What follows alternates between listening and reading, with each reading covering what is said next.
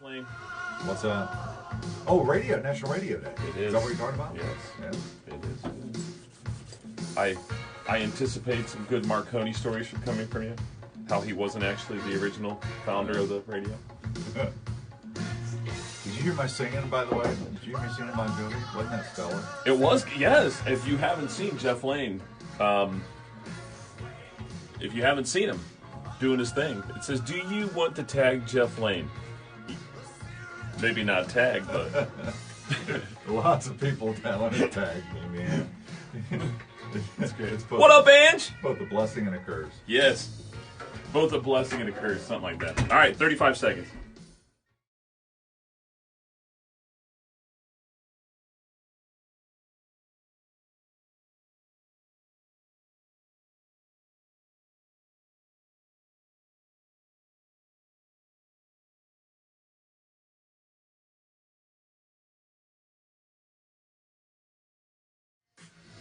Let's get back to your wake-up call with Phil Quinn. Brought to you by Phillips Drugs on Richmond's Classic Hits, 1017 The Bull. Welcome to National Radio Day. Appreciate you being a part of the wake-up call. Of course, we're brought to you by Phillips Drugs, your good neighbor pharmacy. Back on Facebook Live. Thanks to those folks watching over there. Let's see, Angie, Eric, some others. Jeff Lane, you are back. I'm back. Yeah, so we're allowed to be together again. And you're back too. That's right. We've Game's served over here. we've served our penalties. But happy National Radio Day. Thank you. I was saying that, you know, I don't think a lot of people they think that if they have, you know, satellite radio or they're listening to a playlist on their smart speaker that they are absent of radio. But I think it's all part of it. Podcasts are part of it. Being on Facebook Live is part of it. But, you know, the cool thing for us is that we get to talk about things as they're happening and as things are going on instead of having to write about it or talk about what's happened in the past. I mean, we certainly do that, and especially when it comes to news. But when something is going down, people tune into their radio for weather, traffic. So we're still relevant, right? I hope, yeah. Yeah, I mean, that's the idea. That's why we do what we do, and we're excited to be able to bring that to you. So, without further ado, there's no cake for National Radio Day. I don't know why, and you know what? I don't need cake. Bacon. Yeah, That's what we need. Yeah. All right, I'm down but for look, that. but let's talk about some news and find out what's going on. All right, Richmond Common Council met last night. Probably the top issue there was the discussion of the Loop Bicycle Project. And good news, and that is that East Main Street is about to reopen. Should be sometime by the end of this week between 5th and 7th Street. Now, they talked about this last night, but the reopening has actually been delayed due to the installation of some street lighting, and they're going to proceed without that being done. Now, the whole first phase of the loop is expected to be done in 2 weeks. But after that, then they'll start looking at some problem areas. And we know that there are some intersections that now, I don't think flood is the right word, but there's high water there. There's always puddles that kind of linger. The drainage is not good, and they're going to address some of that. Yeah, they got that. Yeah, drainage is an issue. I know specifically at Phillips Drugs, water is still getting into that basement. So you can put the lights up if you want, and you can still open up the road. There's no. I was out there yesterday, right in front of the store, and you could open up the road today. The road's not the problem. It's the finishing up the sidewalks and the street lighting. I'd get it open. Yeah, that's going to happen in the next couple of weeks. Phase 2, that's not set to begin for 4 more years, but business owners that are going to be affected are going to be meeting next month with some developers, and that's going to be more in the Depot District area. That's where Phase 2 is. And those are the people that are active. They know the Depot District has a good thing going, and they're just concerned that 8-foot bike path eliminates a lot of parking, and you know they want to work with the city, I'm sure, but we need to get some more traffic on the bike path. There's not enough people that are seeing people use it. I've used it a couple of times. It is a cool thing. It feels safe when you're on it, but we just got to get more use. You know. Yeah. Get some of those rollators going out there. Yeah.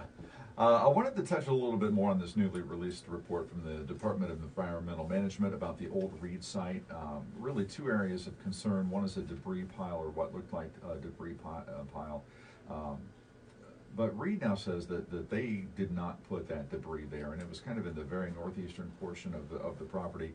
Now, they didn't come out and blame Spring Grove Development, but we don't know what they did to them. I will. Doesn't bother me. No.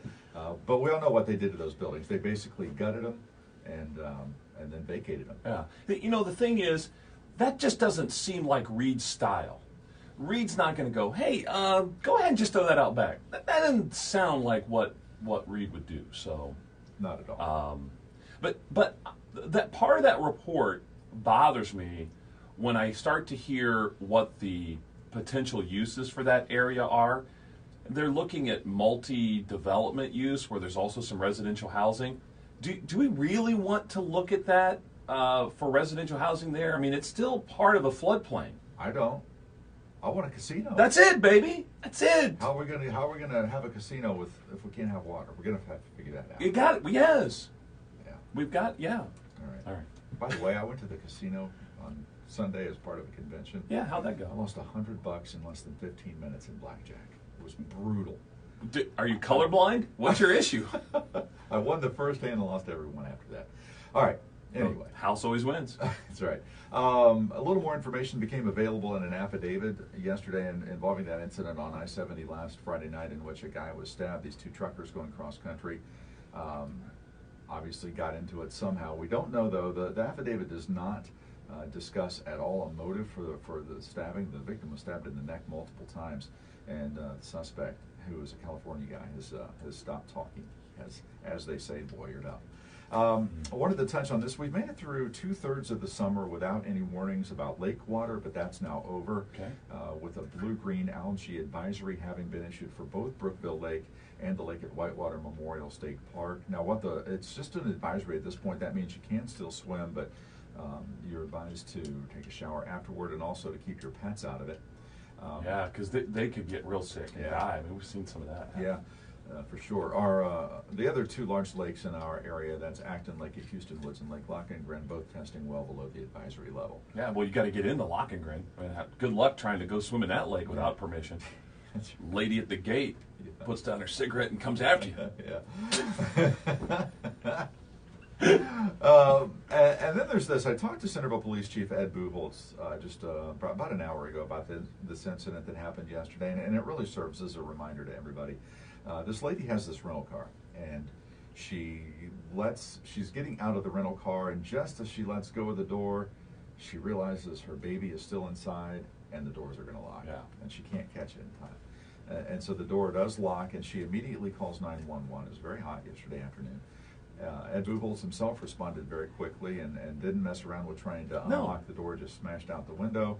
An ambulance was called. The baby was not seriously affected, and no charges are going to be filed. But Buchholz did credit her quick action. Yeah, it's great. Just a reminder it can happen. All right, so after the work-related websites are over, okay, so you've gone to your computer in the morning and you have gone and done all of your kind of news work. Is there a website that you like to go to and watch anything? You watch anything on YouTube or anything? Or no, I not too much. I go to the Enquirer's website because I always read about the Reds and then during football season, the Bengals. That's that's all right. How about you? Yeah, I watch some Weather Radar, but then I really am liking The Hustle, which comes to me as an email now, so I don't really do much with that. But TweetDeck, where you can do a whole bunch of stuff on Twitter, I'll follow and look at stories on that. So that's probably where I spend most of my time, other than work-related stuff. But that's what we've got. All right, that was our question of the day. Jeff Lane, thank you so much. We'll bring back our 5 fun things about 8:45 if you want to hang out and listen to Jeff come back in and probably educate us on some facet of Richmond. So you're we'll find out because I haven't written it yet. We'll see. All right, thanks, man. All right. Everyone know your business with Biz Briefs on 101. All right, you Facebook fanatics, it is certainly great to have you a part of the show, interacting with us. I can't always read the comments, but I'll go back through them after we get done doing our live stuff. Ben Brazel is getting ready to head into studio. He's going to be talking about the next Warp and Woof. That is the kind of storytelling event that's been really popular. I think this may be the third or fourth one. Chris Dalton is going to be on the show. We're going to talk about the Star Jeanette Foundation's event coming up September the 7th. And Casey Runnels is supposed to be here too, our sponsor for Runnels Chiropractic. So she's going to be hanging out with us too. So that's going to be kind of fun. All right, until then, be well. We'll see you guys.